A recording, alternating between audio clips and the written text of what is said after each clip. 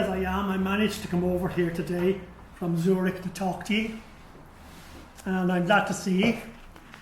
Now, the last time I was in Dublin was 1912, and the reason why I came over at that time is I had a book that I wanted to have published, and the book is Dubliners, a book of stories.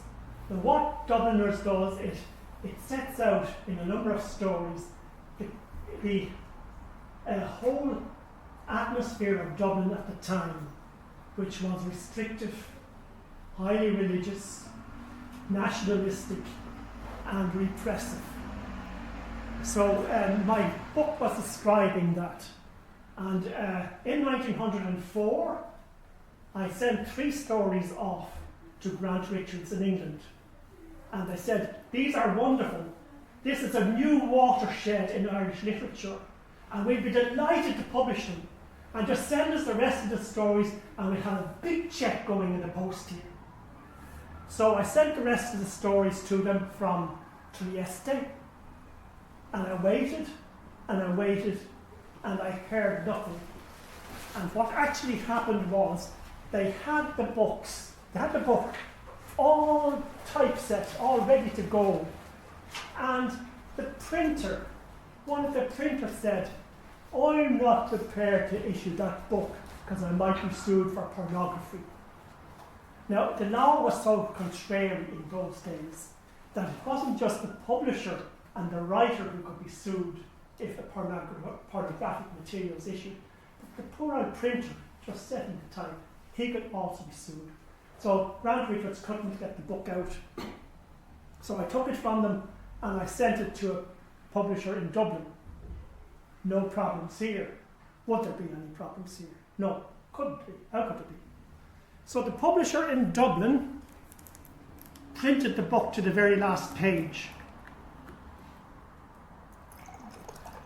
And then the publisher said to himself, this book names nearly every building in Dublin, and it names an awful lot of people, and it all sounds very true.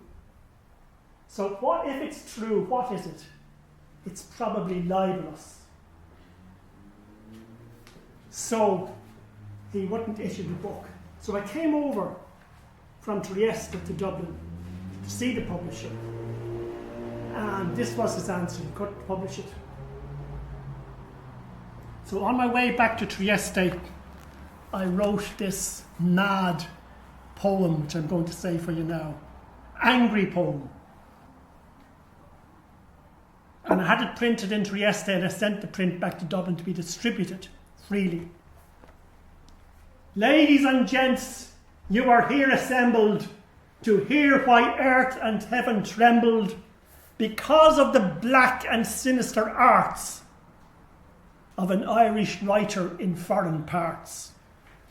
He sent me a book 10 years ago. I read it 100 times or so, backwards and forwards, down and up, through both ends of a telescope. I printed it all to the very last word, but by the mercy of the Lord, the darkness of my mind was rent, and I saw the writer's foul intent. But I owe a duty to Ireland. I held her honour in my hand. The lovely land that always sent her writers and artists to banishment, and in a spirit of Irish fun betrayed her own leaders one by one. 'Twas Irish humour, wet and dry, flung quicklime into Parnell's eye. 'Tis Irish brains that save from doom the leaky barge of the Bishop of Rome, for everyone knows the Pope can't belch without the consent of Billy Welsh. O Ireland, my first and only love, where Christ and Caesar are hand in glove. O lovely land where the shamrock grows. Allow me, ladies, to blow my nose. To show for strictures I don't care a button, I printed the poems of Mountainy Mutton, and a play he wrote. You've read it, I'm sure, where they talk of bastard and bugger and whore, and a play on the word and Holy Paul, and some woman's legs I can't recall. Written by Moore, a genuine gent that lives on his property's 1%. I printed mystical books in dozens. I printed the table book of cousins. Though asking your pardon, as for the verse, 'twould give you heartburn on your arse. I printed folklore from north and south by Gregory of the Golden Mouth. I printed poets, sad, silly and solemn. I printed Patrick What You Call Him. I printed the great John Millicent Synge, who soars above on an angel's wing in the play-by shift that he pinched a swag from Monsell's manager's travelling bag. But I draw the line at that bloody fellow that was over here dressed in Austrian yellow, spouting Italian by the hour to O'Leary Curtis and John Wise Power, and writing of Dublin, dirty and dear, in a manner no blackamoor printer could bear. Shite and onions! Do you think I'll print the name of the Wellington Monument? Sydney Parade, Sandymount Tram, Downes's Cake Shop and Williams's Jam? I'm damned if I do. I'm damned by blazes. Talk about Irish names of places. It's a wonder to me upon my soul he forgot to mention Curly's Hole. No, ladies, my press shall have no share in so gross a libel on stepmother Erin. I pity the poor. That's why I took a red-headed Scotchman to keep my book. Poor sister Scotland, her doom is fell, she cannot find any more Stuarts to sell. My conscience is fine as Chinese silk, my heart is as soft as buttermilk. Colin can tell you I made a rebate of £100 on the estimate I gave him for his Irish Review. I love my country, by herrings I do. I wish you could see what tears I weep when I think of the emigrant train and ship. That's why I publish far and wide my quite illegible railway guide.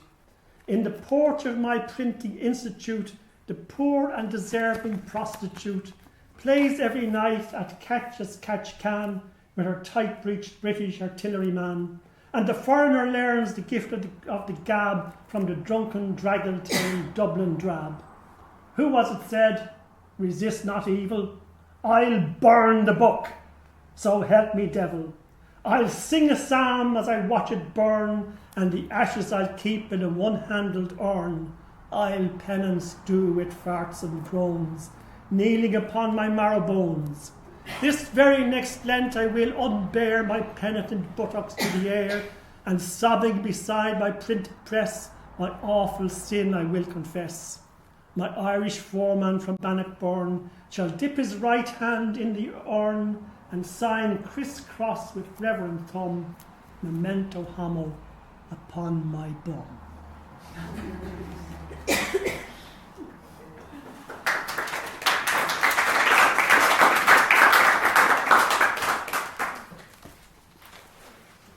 Well, that year when I was in Dublin, 1912, I also visited Galway, visited Molly, given Nora Barnacle's friends or relations in Galway, and then I went out to Rahoon to the cemetery where Michael Feeney was buried. Michael Feeney, Molly's first lover. She was about 12 at the time, and Michael Feeney was a young man, and he came and he stood at the end of the garden and he sang up to her at the window. On in. Unfortunately, it was raining at the time, as it usually is in Rahoon in Galway. Soft, gentle rain, and he got pneumonia and he died. Well, that's her story anyway. Perhaps there was other reasons for him to die besides catching his death of cold in the rain. But I went to the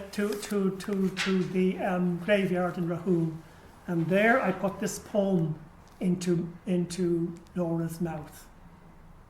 Now, in this poem, when I'm reading it, you might be confused about what love means. There are two loves in this poem.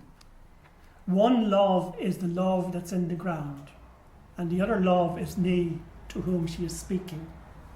Okay? What do you expect to find in Rahun? Rain. Rain. Rain on Rahun falls softly, softly falling where my dark lover lies. Sad is his voice that calls me, sadly calling at grey moonrise. Love, hear thou how soft, how sad his voice is ever calling, ever unanswered and the dark rain falling then as now. Dark too our hearts, O love, shall lie and cold, as his sad heart has lain under the moon-grey nettles, the black mould and the muttering rain.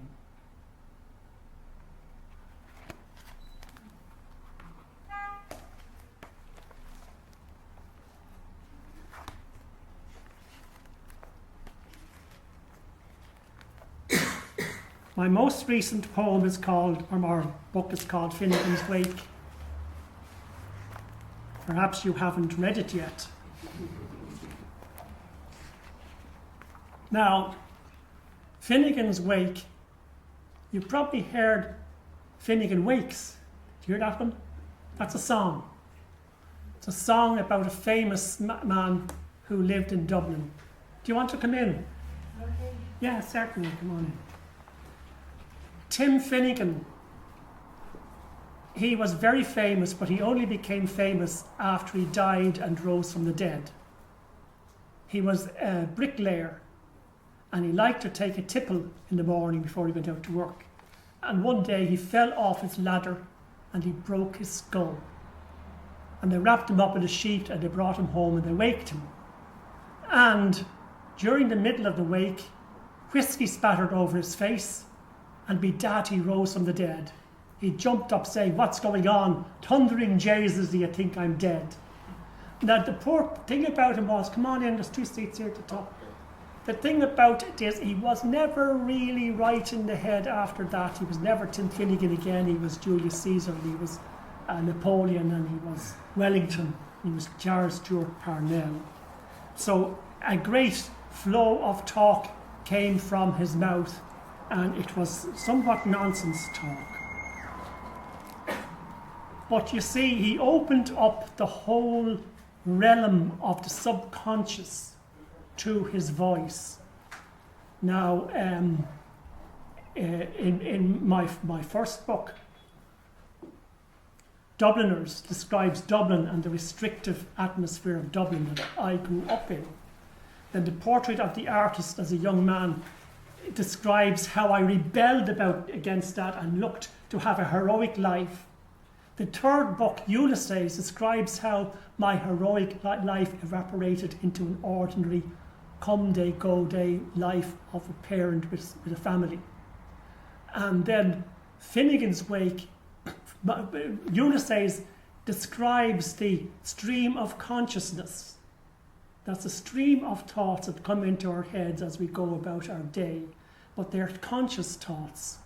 Now Finnegan's Wake goes deeper than that. It goes behind the conscious talk, right down into the big well of the subconscious. And the whole of creation, which is a whole mess of different impulses. And in Finnegan's Wake, one of the themes of Finnegan's Wake is the river Annalivia.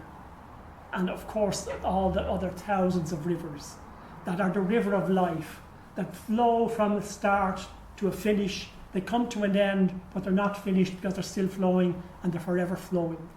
And this is the last few words of my book, Finnegan's Wake, which I presume you haven't read already, so you will appreciate. It is Annalivia coming down to the sea. I am passing out, oh bitter ending. I'll slip away before they're up. They'll never see, nor know, nor miss me. And it's old and old, it's sad and old, it's sad and weary. I go back to you, my cold father. my cold, mad father, my cold, mad, fiery father, till the near sight of the mere size of him, the miles and miles of his moan and owning, makes me sea-silt, salt-sick, and I rush my only into your arms. I see them rising. Save me from those terrible prongs. 2 more, 1, 2 more men's more, so ave lavel. My leaves have drifted from me, all, but one clings still. I'll bear it on me, to remind me of Lift, so soft this morning hours.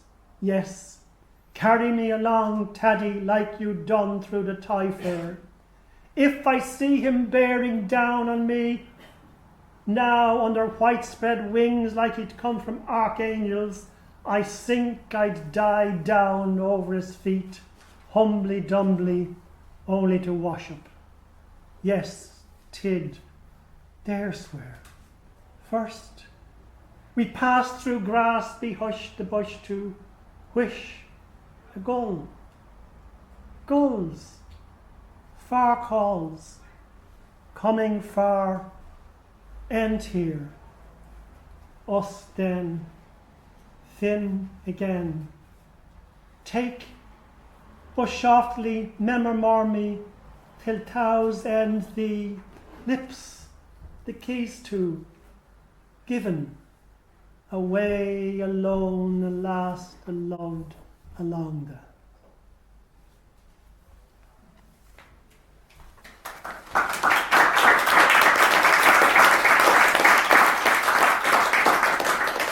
And of course, the first chapter is a continuation of the last chapter. So that brings you back to the first chapter of The Thing Goes On. Thank you very much. Thank you.